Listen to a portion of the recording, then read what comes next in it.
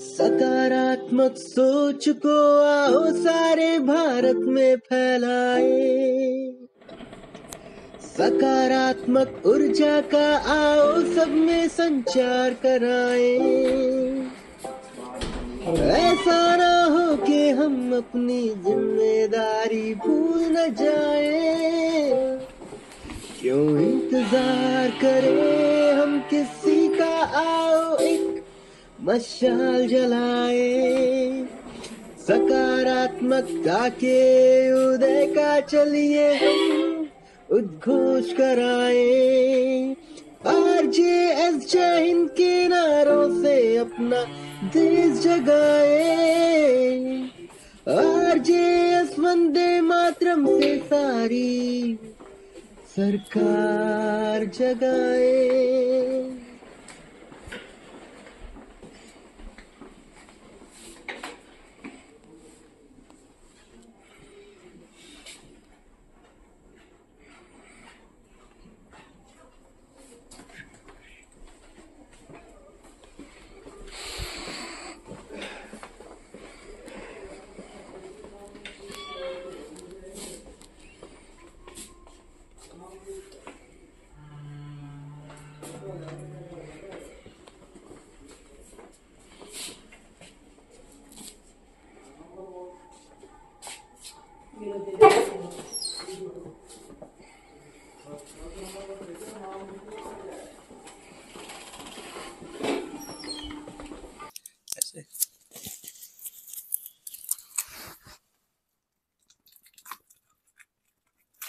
ये उस दिन वहाँ पर 14 अगस्त को हुई, मतलब 14 हाँ 13 फरवरी मारवा स्टूडियो में ये दो एम्बेसडर और डॉक्टर संदीप मारवा जी थे।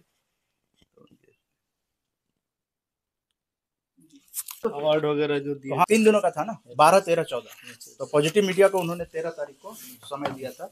बहुत अच्छा। कल्चरल पॉलिसी चौपाल, ये सब आपका इनिशिएटिव है ना? ये सब हाँ एजेंसी का इनिशिएटिव है। मतलब जय हिंद।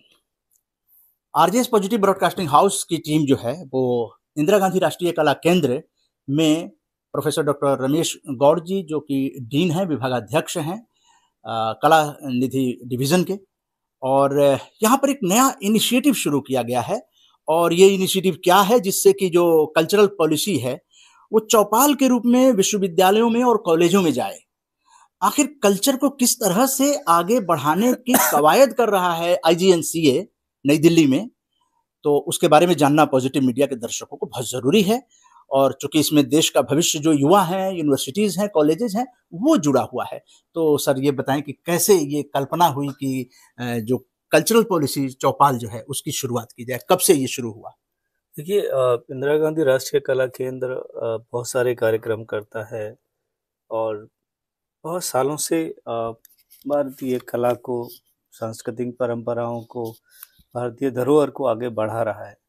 लेकिन हमने ये महसूस किया कि जो हमारी यंग जनरेशन है, कई बार उनको उन सारी चीज़ों की बहुत उम्दा जानकारी नहीं है। एक अवेयरनेस की ज़रूरत है उनको, उनके कल्चरल रूट से कैसे कनेक्ट किया जाए, वो भारतीय सांस्कृतिक धरोहर की उनको क्या जानकारी दी जाए। जैसे कि हमारे प्राइम मिनिस्टर ने पंचप्रण में कहा कि टेक प्राइड इन लेगेसी, और वो लेगेसी हमारी बहुत महान है। उसको महान हम तभी समझ सकते हैं जब उसकी जानकारी हो। कोई भी हमारी यंग युवा पीढ़ी तभी उसमें प्राइड महसूस करेगी जब उसको सही महत्व पता हो उस लेगेसी का। उसके साथ साथ हमारी जो शेयर्ड आइडेंटिटी है, और हम सभी कहते हैं कि कल्चर फॉर डेवलपमेंट, मतलब अगर हमें विकसित भारत की जो हम 2047 का टारगेट हम रख रहे हैं उसकी बात करनी है, तो बगैर कल्चर के कोई डेवलपमेंट पॉसिबल नहीं है और सस्टेनेबल डेवलपमेंट पॉसिबल नहीं है, ये हम सभी जानते हैं। और अभी हमारे प्राइम मिनिस्टर ने भी और सभी G20 में भी काफ़ी सारा डिस्कशन हुआ कि culture should be A stand alone goal for development. तो इसी चीज़ को आगे रखते हुए हमने महसूस किया कि जो हमारे कॉलेजेस हैं, यूनिवर्सिटीज़ हैं, उसमें जो युवा पीढ़ी पढ़ती है, उनको हम कैसे एक डायलॉग के थ्रू अवेयर कराएं, उनको जानकारी दें। तो इस श्रेणी में हमने cultural policy Chaupal, culture for development, विकसित भारत @2047 नाम से एक डायलॉग सीरीज शुरू की है। उसमें हम एमिनेंट स्कॉलर्स, एमिनेंट स्पीकर्स को बुलाते हैं और बच्चों के साथ एक पर्टिकुलर टॉपिक पर हम उनको डिबेट के लिए, डायलॉग के लिए प्रेरित करते हैं। इसकी शुरुआत हमारी जो माननीय मंत्री हैं, राज्य मंत्री कल्चर और एक्सटर्नल अफेयर श्रीमती मीनाक्षी लेखी जी ने रामलाल आनंद कॉलेज में 22 फरवरी को की थी, जिसमें हमारे माननीय सदस्य सचिव डॉक्टर सच्चिदानंद जोशी ने उसकी अध्यक्षता की थी कार्यक्रम की, और वहाँ से शुरुआत हुई। उसके बाद अब भी हम जैसे कि story of Sanskrit, professor Girinath Jha का एक लेक्चर हमने कराया 28 फरवरी को। उसी तरीके से हम लोगों ने दिल्ली टेक्नोलॉजी यूनिवर्सिटी में एक जो एमिनेंट हमारे मीडिया पर्सन्स हैं, आनंद विजय जी, उनको हमने इनवाइट किया, और उन्हें ओटीटी के ऊपर एक बहुत ही रिलेवेंट और एक ओटीटी के क्या ड्रॉबैक्स है, वो कल्चर को कैसे अफेक्ट करता है, उसकी क्या अच्छाई हैं, क्या बुराई हैं, वो सारी चीज़ें स्टूडेंट के सामने रखी। आज भी हमारा एक लेक्चर जी हाँ, हमारे पास श्यामा प्रसाद मुखर्जी कॉलेज में, जहाँ पर ये सहाना सिंह एक बहुत ही एमिनेंट स्पीकर हैं, और उन्होंने भारतीय हमारी जो शिक्षा प्रणाली है, जो हमारी एंशिएंट एजुकेशन हेरिटेज है, उसके बारे में बहुत ही एक शानदार लेक्चर डिलीवर किया, जिसमें उन्होंने बताया कि हम लोग सब सोचते हैं कि नालंदा, तक्षशिला, ये कोई 2-4 यूनिवर्सिटी इंडिया में रही हैं, लेकिन उन्होंने ऐसी सैकड़ों यूनिवर्सिटीज़ के बारे में बताया जो एंशिएंट टाइम में विराजमान थी। बहुत उम्दा जानकारी दी उन्होंने हमारे, चाहे वो डेसिमल प्रणाली को लेके हमारे कंट्रीब्यूशन हो, या बहुत सारी ऐसी जो हमारी शिक्षा प्रणाली से जुड़ी हुई चीज़ें, और विकसित भारत के लिए उन्होंने एक अपना विजन डॉक्यूमेंट एक तरह से प्रस्तुत किया। एक तरह से ये जो कल्चरल पॉलिसी चौपाल है, कल्चर फॉर डेवलपमेंट जो है, वो कहीं न कहीं भारत एक सोने की चिड़िया रहा है, और भारत की जो रिच विरासत है, संस्कृत, जो महान संस्कृति है, उसको लेकर आईजीएनसीए जो है एक आगे आया है, एक अनूठा अभियान। ये चूंकि भारत के भविष्य युवाओं से जोड़ने की कोशिश हो रही है, लेकिन आईजीएनसीए में हम आज पीबीएच की टीम बैठी है, और हम सबसे पहले डॉक्टर गौड़ साहब से ये जानना चाहेंगे कि कल्चर का मीनिंग क्या है, किसको कल्चर कहेंगे, जिसको डेवलपमेंट की बात की जा रही है, पॉलिसी चौपाल आयोजित किया जा रहा है, क्या है कल्चर, भारत की कल्चर को किस रूप में बताना चाहेंगे? देखिए, कल्चर हर चीज में विराजमान है। There is nothing without culture. Science के बगैर कल्चर, और कल्चर के बगैर साइंस को सोचना पॉसिबल नहीं है। कोई भी कंट्री, उसका अगर आप इतिहास उठा के देखें दो चीज़ें बहुत इम्पोर्टेंट होती हैं, एक कल्चर और एजुकेशन, जो एक समाज का निर्माण करता है। तो कल्चर का सबसे महत्वपूर्ण रोल तो है कि वो समाज कैसा होगा और देश कैसा होगा, उसका एक नीति निर्धारण करता है। कल्चरल ट्रेडिशन हो, कल्चरल हेरिटेज हो, हमारी जितनी भी नॉलेज सिस्टम हो, हर चीज़ में उस पर्टिकुलर समाज की, उस पर्टिकुलर देश की वो सारी सांस्कृतिक परंपराएं, विरासत जुड़ी हुई होती हैं।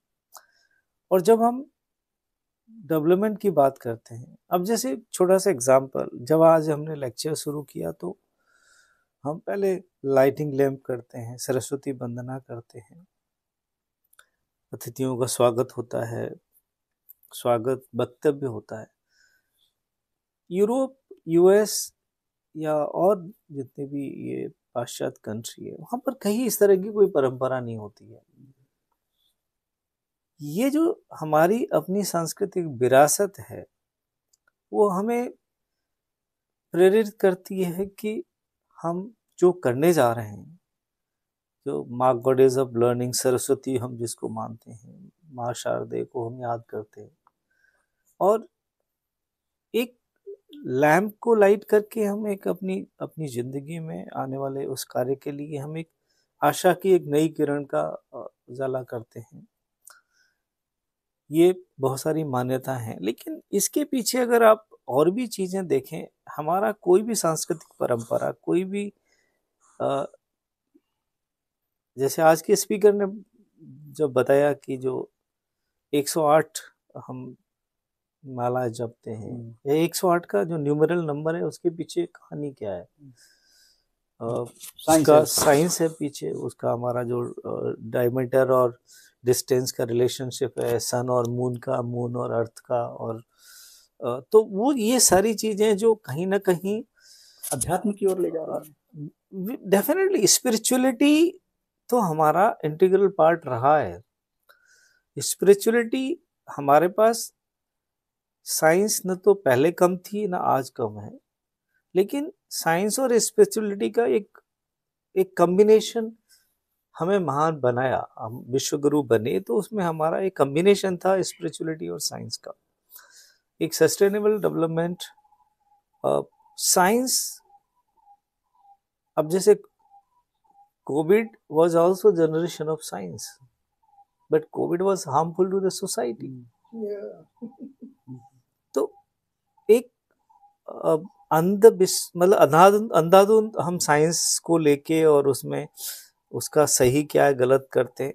कल्चर हमें उन सब रास्तों से रोक के और एक सही सस्टेनेबल डेवलपमेंट और जो समाज के लिए अच्छा है, विश्व के लिए अच्छा है, हर देश के लिए अच्छा है, उसकी तरफ हमें लेके जाता है। यही जानने की जिज्ञासा थी और आरजेएस पीबीएच पॉजिटिव मीडिया के दर्शकों को प्रोफेसर डॉक्टर रमेश गौड़ जी ने क्लियर कट बता दिया है कि कल्चर जो है वो एक विज्ञान है और वो स्पिरिचुअलिज्म की तरफ ले जाता है और वो जोड़ता है, और जिससे कि एक समाज में सर्वे भवन्तु सुखिनों की भावना जो है प्रबल होती है। तो इसके लिए बहुत बहुत बधाई पॉजिटिव मीडिया की तरफ से कि IGNCA कल्चरल पॉलिसी चौपाल कल्चरल डेवलपमेंट के लिए लेकर आया है और खास करके भारत की जो महान विरासत है उसको कॉलेज और यूनिवर्सिटीज के विद्यार्थियों तक पहुंचा रहा है। एक लास्ट चीज जो मैं इसमें बताना भूल गया कि ये हमारा जो इनिशिएटिव है हमारे अकेले का इनिशिएटिव नहीं है। इसमें तौरी फाउंडेशन और सेंटर फॉर पॉलिसी गवर्नेंस, ये दो संस्था हैं जो हमारे साथ जुड़ी हुई हैं, जो पूरे आयोजन में हमारा साथ बता रही हैं, हमारे साथ कंधे से कंधा मिला के काम कर रही हैं। और उसके साथ साथ हम जिस इंस्टीट्यूशन में काम करते हैं, ऑर्गेनाइज करते हैं, वो उस इंस्टीट्यूशन का भी इसमें कोलैबोरेशन रहता है। तो ये खाली एक IGNCA का इनिशिएटिव नहीं है, ये मल्टीपल इंस्टीट्यूशंस के साथ हम मिलके इसको कार्य को आगे बढ़ा रहे हैं। जी, बहुत बहुत अच्छा है, इसको विस्तार दिया जा रहा है और IGNCA में जब से प्रोफेसर डॉक्टर रमेश गौड़ जी आए हैं तब से नए नए इनिशिएटिव जो हैं वो लिए जा रहे हैं। आप पूर्व निदेशक रहे हैं राष्ट्रीय नाट्य विद्यालय नेशनल स्कूल ऑफ ड्रामा के, और आपके कामों की तारीफ हर जगह होती रही, चाहे भारत रंग महोत्सव आपने किया और IGNCA में नए इनिशिएटिव लेकर आप आए हैं। आरजेएस पॉजिटिव मीडिया आपके साथ है और सदैव रहेगा, और बातचीत करने के लिए आपका बहुत बहुत धन्यवाद। जय हिंद, जय भारत।